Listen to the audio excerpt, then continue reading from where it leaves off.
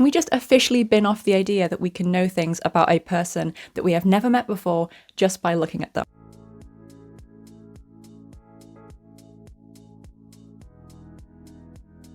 Hi friends, and welcome back to another video. My name is Gina and I make videos about chronic illness, disability, vintage fashion, and some lifestyle stuff thrown in there too, because if I had to talk about disability all the time, I'd be even more exhausted than I already am. Please like and subscribe if you're new here because it really helps the channel. So I started to become more physically affected by my disability at a very interesting time. Those signs that say not all disabilities are visible were starting to pop up in public. The first one I ever saw was interestingly at Alton Towers, which is a theme park, one of my favourite places in the world here in the UK. And since then I've seen other signs like this pop up at Sainsbury's, for example, which is a large supermarket chain here in the UK. So if you're able-bodied, there is a chance that you are currently saying, what is the point of these signs? I don't understand them. What is the concept of these signs? Are they necessary? And sadly, these signs popped up because more and more awareness was spreading within the disability community and beyond that many of us are often shamed for using accessible facilities we have every right to use by able-bodied people because we don't look disabled. Oh god, even saying it just sends a chill down my spine. Otherwise known as that wonderful old adage, you don't look disabled. Or, but you don't look sick, or you don't look depressed. Need I go on? Unfortunately, it is not uncommon for able-bodied folk or just parents who for some reason only have accessible changing facilities within the disabled toilet, which is just a mind-boggling situation we can discuss at another time, to take it upon themselves to defend disabled people from disabled people who have every right to use disabled facilities.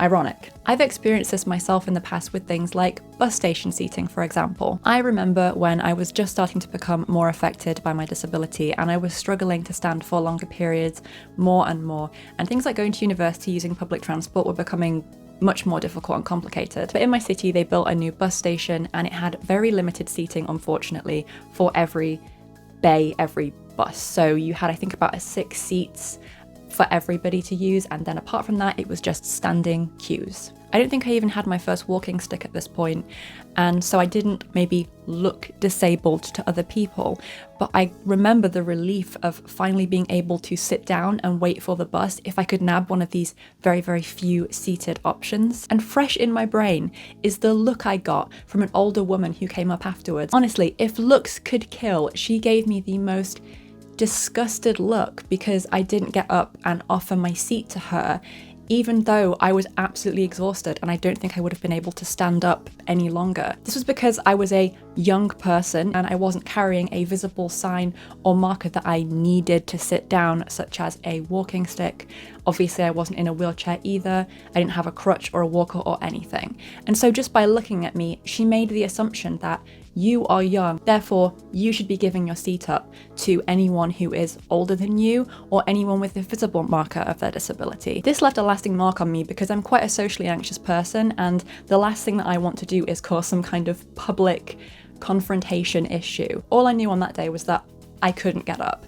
So I had to endure the looks of this woman staring me down and feeling the judgment of other people looking at me because I was sitting on a seat, and how dare I, just because I didn't yet have a walking stick, even though standing was going to be very soon an impossibility for me for long periods of time, and I would in fact have a visible marker of my disability. Things like disabled signage really make this a lot more difficult. I'm sure that within countries there is some disparity between the symbol for disability, but I know that a more globally recognised one is this symbol. In the UK, on public transport like buses, we also have this symbol, and obviously these can cause issues for non-visibly disabled people who need to use the facilities and have every right to use the facilities, but have a hard time gaining access to them because mostly able-bodied people tend to judge them as not needing them or that they shouldn't be using them. There's a lot of controversy around this particular symbol for disability. There's nothing wrong, of course, with having a wheelchair or having a wheelchair as a representation of disability, but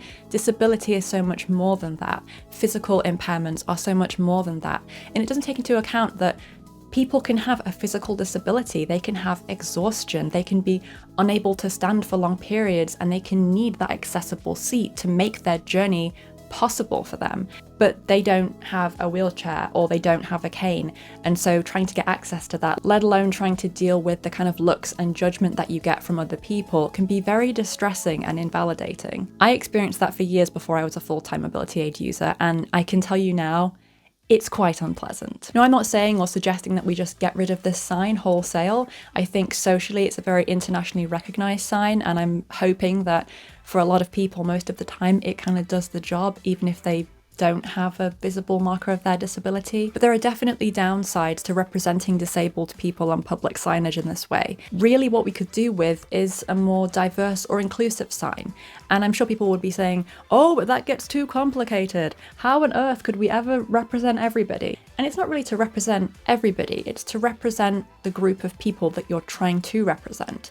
So literally you could have the figure in the wheelchair, the figure with the walking stick, and you could also have, I don't know, just a human figure to represent the fact that not everybody who's going to need to use these facilities is using an aid of some kind. This one in particular of the older person represented by the hunched back when they're using their walking stick, which we don't have time.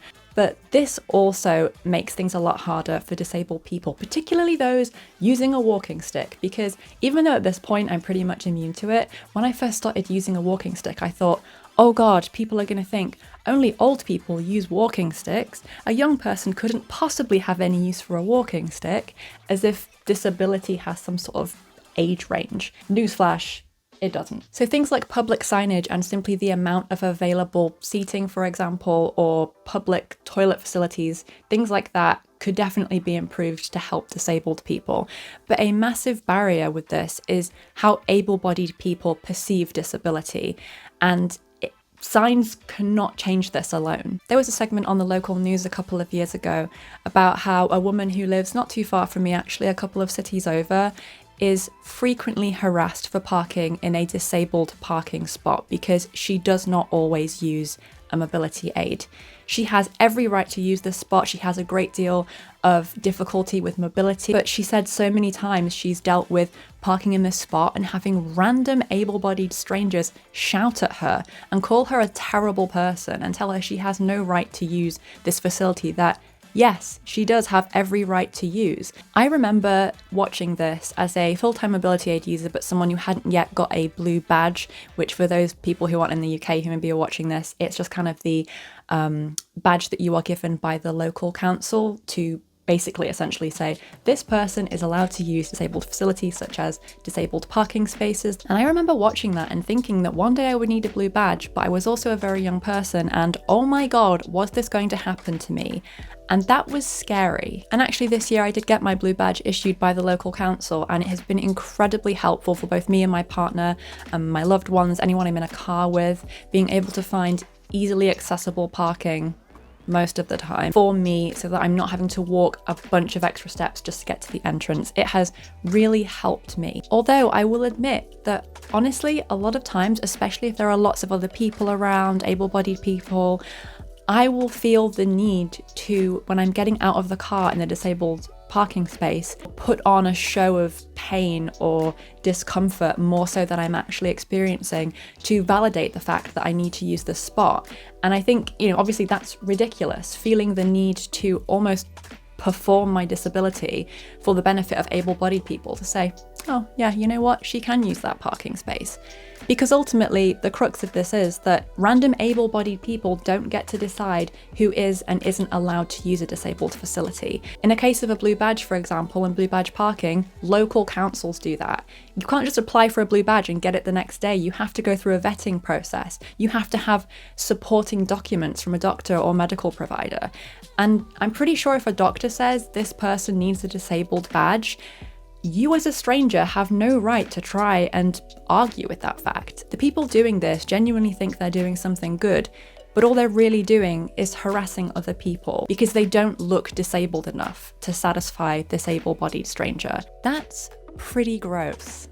Another thing to bear in mind, particularly for things like parking spaces, is that there are a wide range of disabilities, and they are not just physical, and they do not all carry markers of disability. For example, you can get a blue badge if you have a physical or mental impairment that they feel you would benefit from being able to park closer to the door. People who get easily overstimulated and find public places quite distressing, it's much easier for them if they can park close to the door or close to where they're going.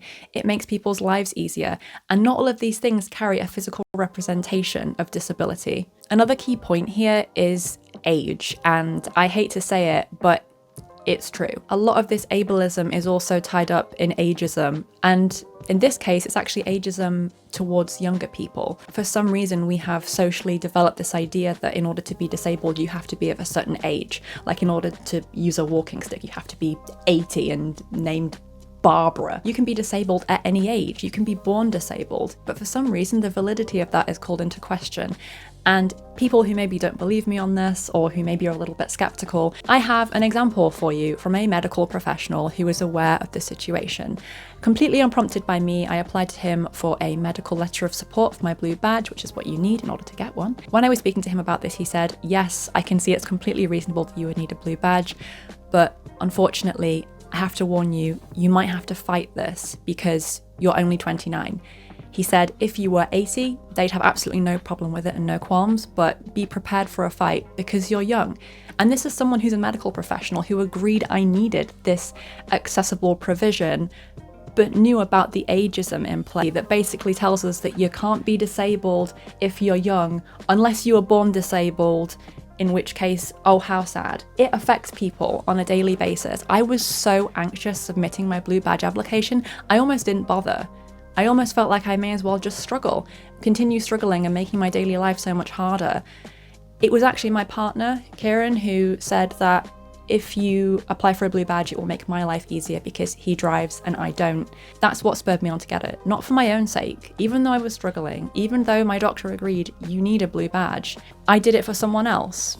And I felt really, really anxious applying for it. And that's not right. Attitudes need to change. Disabled people can be any age. They can have a physical marker of their disability or a mobility aid, or they might not have one, and that's okay too.